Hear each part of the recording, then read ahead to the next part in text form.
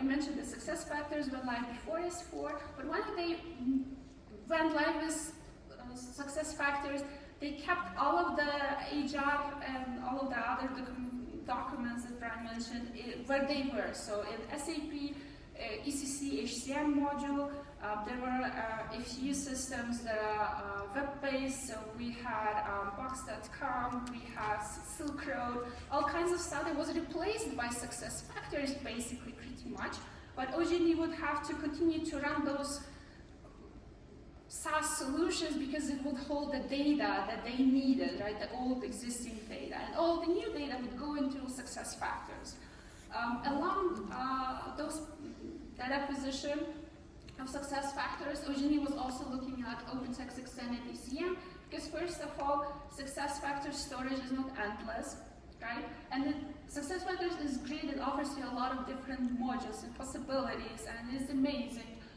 But it doesn't offer you a lot of document management, self-service, document retention flexibilities, and this is what OpenText does. So what started was us just wanting to bring all of the old relevant SAP information into SuccessFactors, and it was us evaluating that we want to have HR document management, we want to have self-service, we want to have full text search, we want to enable both employees and HR to generate documents on the fly, like an employment verification letter or, I don't know, job offer or something else.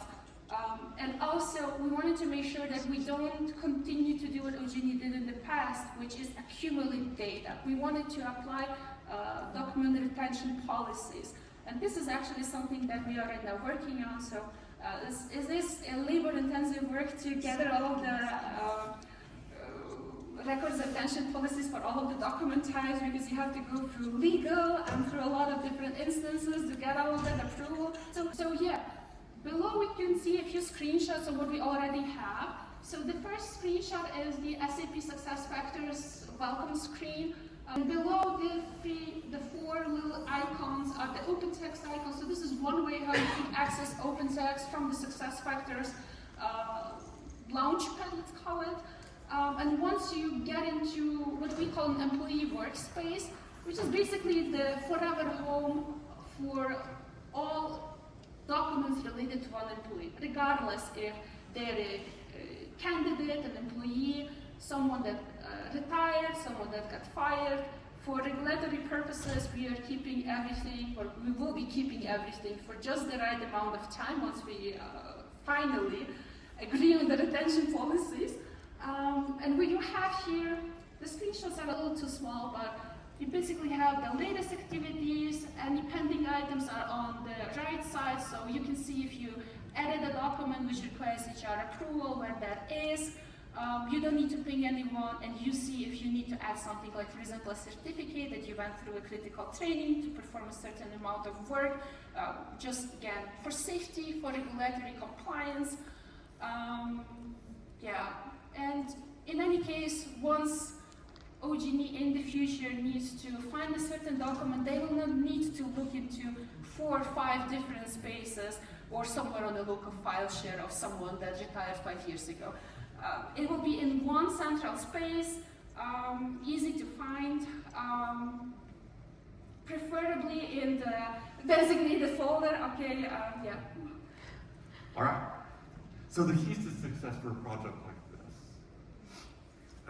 First and foremost, find a partner who knows OpenText, who knows SAP, and understands and can work with a utility like yours.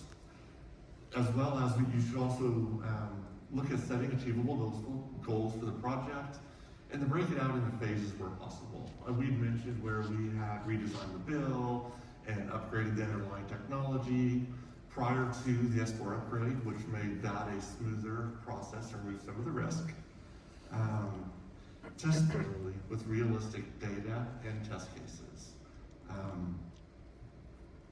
As well as have a clear understanding of what you can go live with and what you can't. And then when you're building your test cases, think about automation and reuse.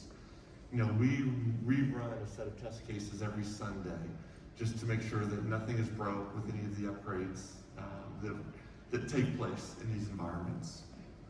Successful organizational change management, just communicate a lot, understand who all of your stakeholders are, and just keep communicating, whether it's through email, meetings, just you cannot communicate enough to a project like this. As well as end user testing, and then ongoing support after go live. And again, as we mentioned, focus on automation of the high level and high touch processes, and don't reinvent the wheel. There's, you can work with people who've already been down this path and learn from the mistakes they made.